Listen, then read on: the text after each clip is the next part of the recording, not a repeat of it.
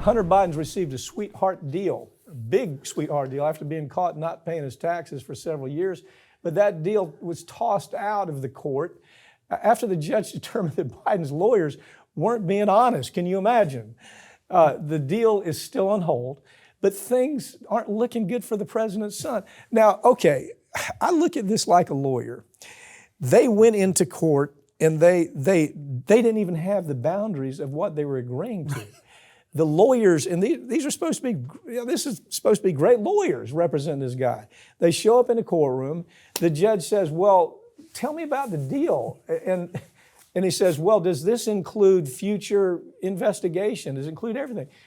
Biden's lawyer said, yeah, it does. The prosecution says, hell no, it doesn't. Can you imagine being the lawyer caught up in that where you look like such an idiot? I mean, just, from a client's perspective, you're going in, you're also thinking like, okay, good, my lawyer's got this, they've handled it all, I'm covered for everything. Then you have to look, you didn't know that I'm not protected from everything else? Like I'm still under investigation possibly for foreign influence peddling? Look, talk about, we've done so many stories on Farah. We've talked about all the people that have gone to prison, right? Yeah. Because of Farah. So it's a lot. It's an easy conviction. Okay, a fair conviction is an easy conviction. Talk about it a little bit. Well, so what we're dealing with here, obviously when the plea agreement was announced, everybody said, oh, that's too light for not paying taxes. But you and I had talked about like, well, wait, isn't something missing from this? From the beginning. Where is the possible influence peddling working for a foreign company with ties to the foreign government? His partner is going to prison because of it, right? Exactly. Yeah. And so we had brought that up, and now that this plea deal's been thrown out, what is this? Vox finally mentioned too, like, well, wait a minute, he was never covered in this plea deal from the FARA violations, and so there could be more coming down the pipeline, which is why, of course, his lawyers and the prosecution met together for about an hour, and they came back to the judge. Judge, we got a new deal. And the judge basically says, I don't care. This is crap. I'm not doing this. Any federal judge would have done that. With any federal when you got the defense saying, yeah, we've got a deal here. The prosecution says, I don't think we got a deal. That is the most embarrassing thing that this criminal judge, or this criminal lawyer could possibly experience. What does that do to his career? You go hire that guy? Okay, so as we look at it, a lot of this turns on the entire history of this case, doesn't it? The history of this case is complicated. It goes all the way back to what was the FD 1023. That's the whistleblower that made the accusation that actually gave rise to the FARA claim. Yeah. I mean, in other claims, but it gave rise to the FARA claim. Leslie Wolf, this female prosecutor that tried to run interference that's the only way you can describe it. She absolutely ran interference for Biden. She would not even allow that information to surface when the investigation was going on. So now you have Weiss. This is his deal.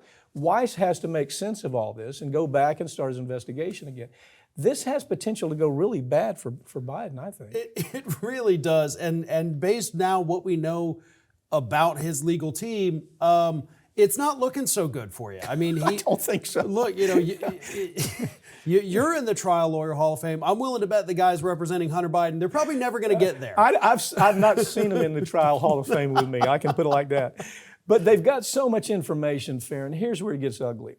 They've got information of his contact with Ukraine, with China, and with Kazakhstan.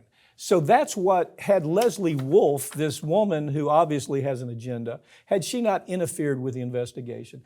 Weiss is taking all the heat right now. He's the guy taking all the heat.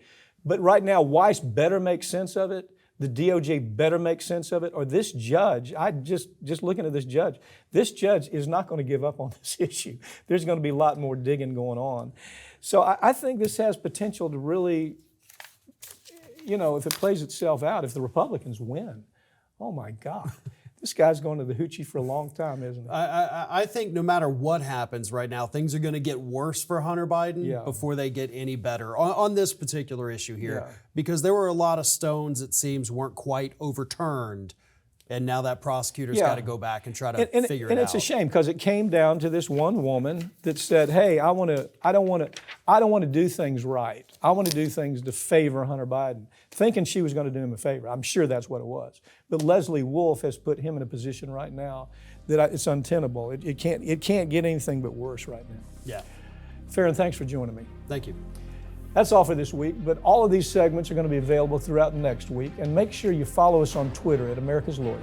I'm Mike Papantonio, and this has been America's Lawyer, where we tell you the stories that corporate media won't tell you because their advertisers don't allow for it. Their advertisers get mad when they tell some of the same kind of stories we tell. Or the political connections don't allow for it. They're too Republican or they're too Democrat, and therefore they're so tribal they can't tell the story. But we will. We'll see you next time.